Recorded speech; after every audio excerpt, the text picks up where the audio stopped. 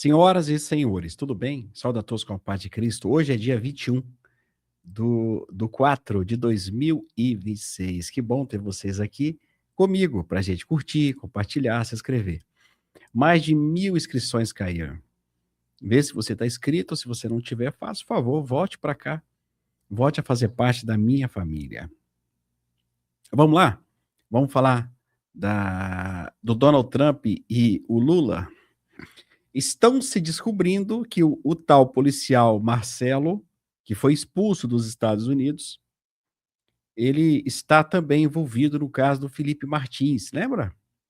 Aquela inserção falsa nos Estados Unidos, que ninguém entendeu até agora? Pois é, está sendo desconfiado que é ele é o cara.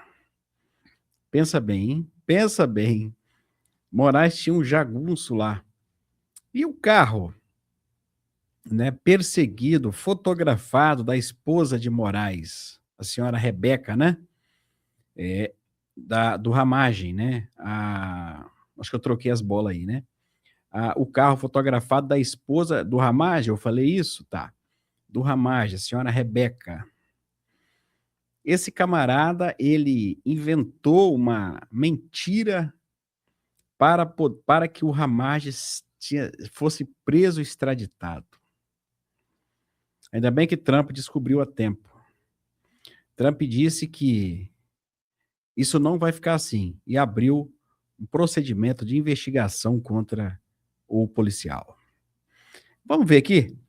Vamos ver que o Trump manda um recado para Lula, Lula manda um recado para Trump, a coisa tá feia entre eles, hein? Aqui, ó. Entrou no lugar dos nacionais e Brasil e Estados Unidos, porque tem nota do nosso colunista, o Paulo Capelli, que eu queria ler junto contigo aqui, é das matérias que mais vem repercutindo durante essa manhã de terça-feira aqui em metrópolis.com, que dá conta do seguinte: Estados Unidos vê exagero em anúncios do governo brasileiro. De quais anúncios é que a nota do Paulo Capelli está falando aqui? Capelli que apura muito ali junto ao governo dos Estados Unidos. Integrantes do governo lá dos Estados Unidos avaliam que o governo brasileiro agiu com exagero em ao menos duas situações. Podemos subir aí para a gente continuar acompanhando a matéria do Paulo Capelli, foto do presidente Donald Trump e aqui as informações. Integrantes do governo dos Estados Unidos avaliaram, em conversa com a coluna, que o Brasil agiu com exagero ao fazer dois anúncios de supostas parcerias nos últimos dias. O primeiro episódio, que chamou a atenção de Washington, ocorreu no dia 10 de abril. Na ocasião, representantes dos Estados Unidos se reuniram com o ministro da Fazenda, Dario Durigan, que entrou no lugar do Fernando Haddad, com o chefe da Polícia Federal, Andrei Rodrigues, que a Camila ouviu agora sobre esse ponto do Marcelo Ivo, e com o secretário especial da Receita Federal, Robson Barreirinhas, que está desde o começo do terceiro governo Lula. Para debaterem essa reunião, a expansão iniciada em março desse ano, agora de 2026, da fiscalização remota do Porto de Santos. Na reunião, os Estados Unidos discutiram uma carta de intenções que não chegou a ser assinada pelos governos. Ao fim do encontro, Durigan, o Andrei e o Barreirinhas anunciaram em coletiva de imprensa a formalização de uma cooperação com os Estados Unidos para o combate de armas e drogas. Divulgado pelo presidente Lula nas redes sociais, o anúncio chamou a atenção das autoridades norte-americanas, que não enxergaram na conversa a celebração de nenhum acordo novo. E aí, o outro ponto, claro, é a detenção do Ramagem. Isso chamou a atenção lá nos Estados Unidos pelo fato do governo Lula anunciar a detenção do ex-deputado Alexandre Ramagem na Flórida no dia 13, causando estranheza o fato da medida do ICE, né, ter sido divulgada por autoridades brasileiras, sobretudo como fruto de uma cooperação internacional. Após o episódio, integrantes do governo norte-americano passaram a apurar a circunstância da detenção. O ex-deputado foi liberado pelas autoridades dos Estados Unidos na quarta-feira e permanece no país por causa dessa questão do asilo político. Antes dele ser preso e antes mesmo do visto de turista perder a validade, ele tinha pedido asilo político, claro, por causa da situação dele de foragido no Brasil. Ele sai sem avisar a Câmara dos Deputados ele sai sem dizer que vai fazer uma missão especial, oficial, de... E o Lula rebate. Tá aqui, ó. Lula. É importante, primeiro-ministro, lembrar que hoje nós temos a maior quantidade de conflitos da história depois da Segunda Guerra Mundial. E não tem uma única instituição capaz de falar a palavra paz. O que a gente vê todo santo dia, declarações, que eu não sei se brincadeira ou não, o presidente Trump dizendo que já acabou com 8 guerras e que ainda não ganhou o Prêmio Nobel da Paz. Então é importante que a gente dê logo um Prêmio Nobel para o presidente Trump para não ter mais guerra. Aí o mundo vai viver em paz, tranquilamente. É importante, primeiro-ministro, lembrar. Tá aí.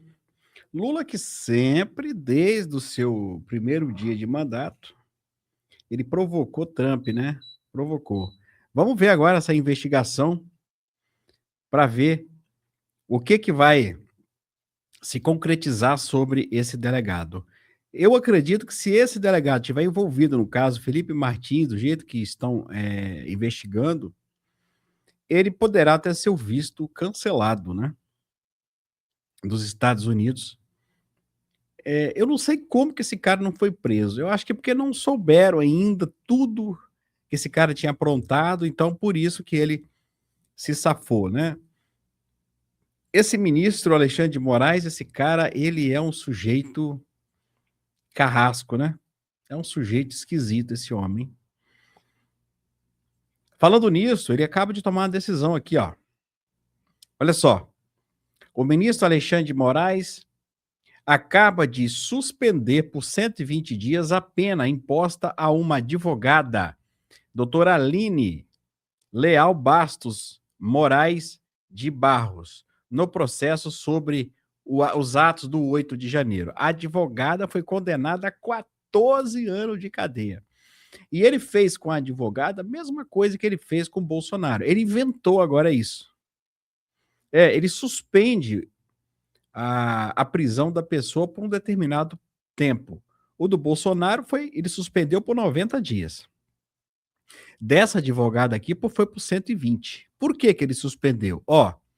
Segundo investigação, a advogada teria organizado uma caravana que saiu de Montes Claros com destino a Brasília. Olha só, hein? Ela também foi candidata a deputada federal pelo PL. A primeira turma, então, condenou ela a 14 anos de prisão. Tá. Mas o processo ainda não transitou em julgado, ou seja, não foi finalizado. Até então, ela estava em liberdade provisória, sobre medidas cautelares como o uso de tornozeleira eletrônica, proibição de deixar a cidade, enfim. Na decisão proferida agora, Moraes atendeu a um pedido da defesa após a advogada passar por uma cirurgia. De acordo com os autos, ela foi submetida a um histerectomia total, procedimento que retira o útero, o que comprometeu sua mobilidade no período de recuperação. Com isso, durante 120 dias, a nova modalidade de Moraes, né, de suspensão. A advogada fica dispensada de cumprimento das medidas cautelares. O ministro também determinou que a tornozeleira eletrônica seja reinstalada no fim do prazo. Homem. Vou te falar, você é maldoso, viu? Delegado que atuou junto ao ICE para a detenção de Ramage nos Estados Unidos, em clara perseguição política, fez um acordo com Marco Rubio para não ser preso. Em contrapartida, foi somente expulso do país. Disse que, no mês de agosto, completaria 3 anos nos Estados Unidos, cujo objetivo de sua estadia era perseguir e buscar extradições de desafetos políticos de uma entidade brasileira, de Moraes, né? Informou, inclusive, o nome da pessoa responsável por manipular e falsificar os documentos Ordem de imigração de suposta entrada de Felipe Martins. Olha que ele entregou tudo para Marco Rubio. Ele fez uma espécie de delação de Martins nos Estados Unidos, em 30 de dezembro de 22, a mando dessa mesma autoridade, a fim de criar um hábil de tentativa de fuga de Martins, que culminou com o pedido de prisão preventiva do ex-assessor de Bolsonaro. Agora está explicado. Por que o policial não ficou preso? Ele fez uma delação ali, rápida, com o Marco Rubio, e ele entregou, então, quem foi que falsificou a entrada do Felipe Martins lá nos Estados Unidos. Será que foi quem? Foi ele mesmo? Foi alguém? Diz que foi alguém primo de um ministro e etc e tal. Muita gente falou muita coisa, né? Não se sabe até então. Agora, Marco Rubio sabe, né? Deve saber ali quem foi o camarada. Olha que podemos ter aí desdobramentos. E o Zema? Zema não para. Ele vai para cima com força. Aqui, ó. Além disso, estamos vivendo um momento de profunda vergonha moral. Como pode a esposa de um ministro do Supremo ter um contrato de 129 milhões de reais com o maior golpista do Brasil? Ou um ministro que do dia para a noite vira um grande investidor no negócio do turismo? E pior ainda, um ministro que, ao julgar um processo positivo para Minas Gerais, acha que estamos em dívida com o Supremo Tribunal Federal. Eu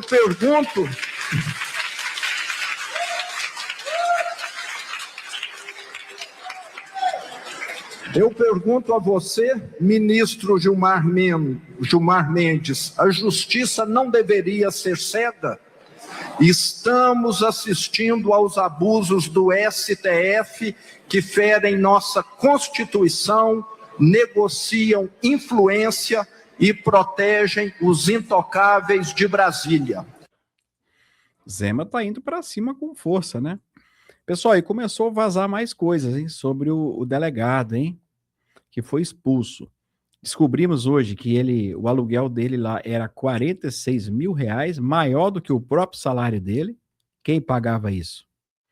Descobriu-se então agora, ó, que ele matou um vigilante. Aqui, ó.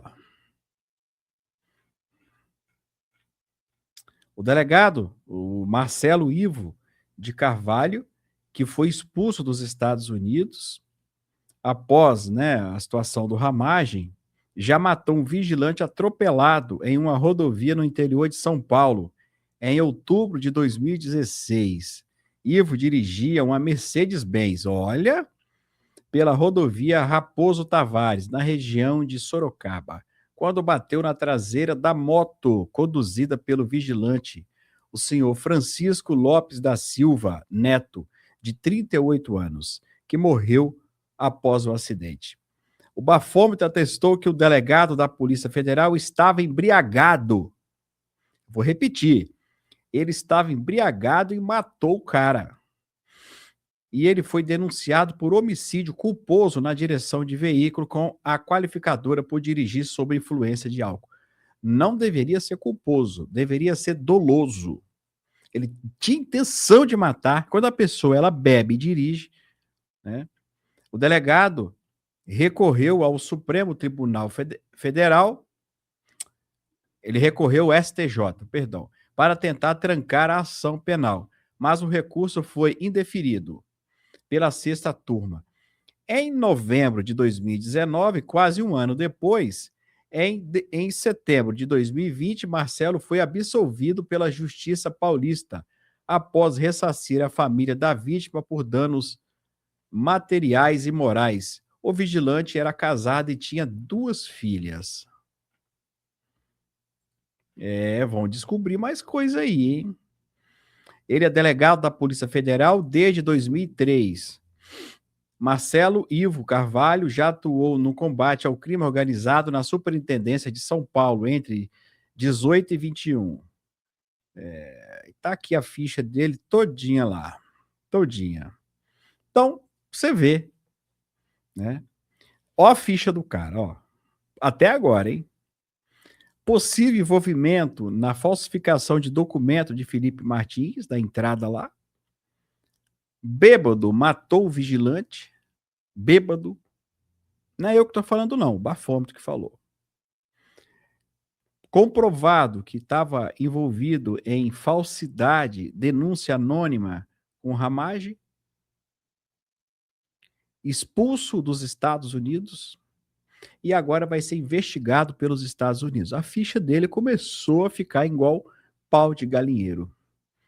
Vamos ver o que vai aparecer nos próximos dias, então, aí, esse sujeito, né? Que, pelo que a gente está vendo até agora, tá?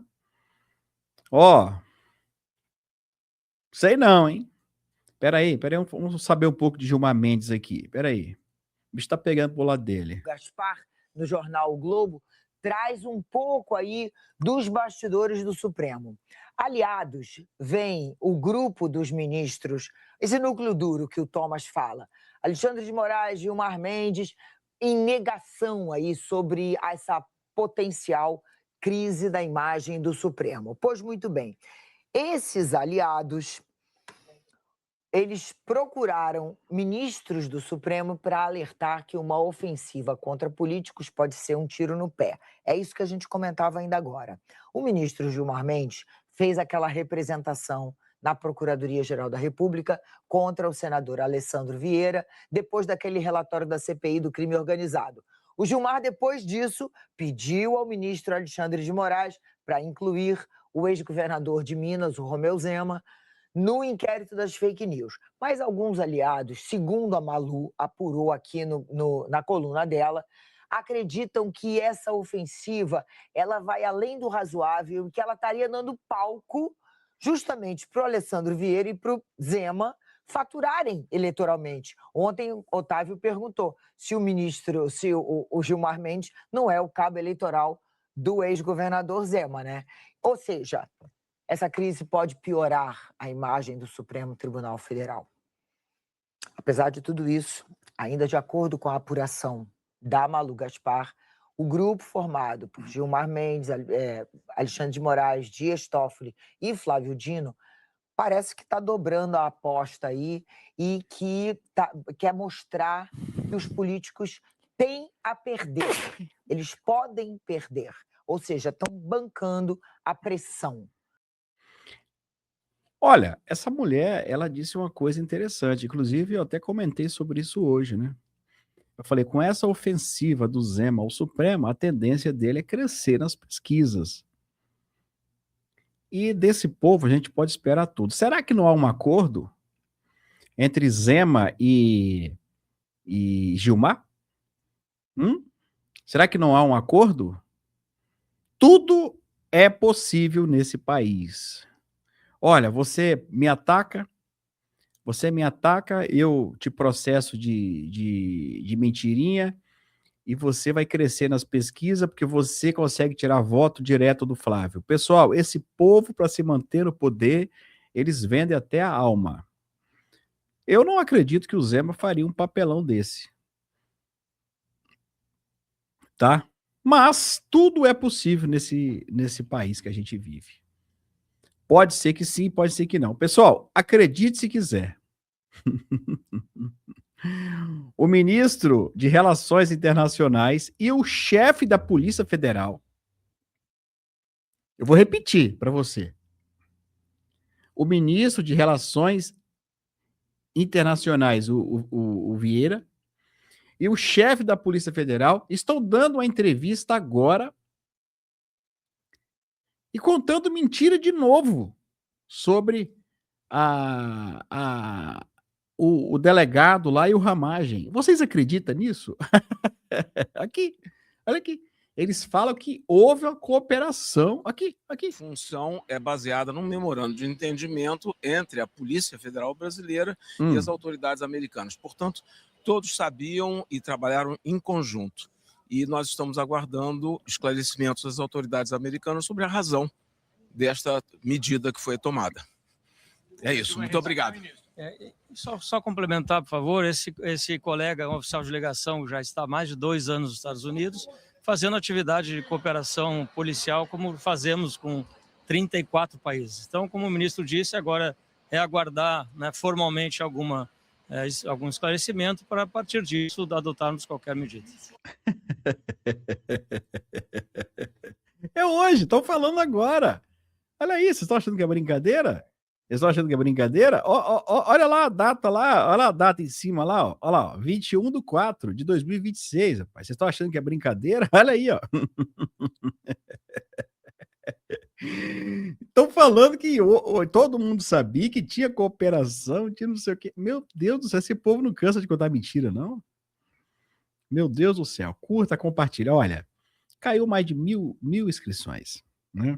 Inclusive, talvez você está me assistindo, mas você talvez não está inscrito.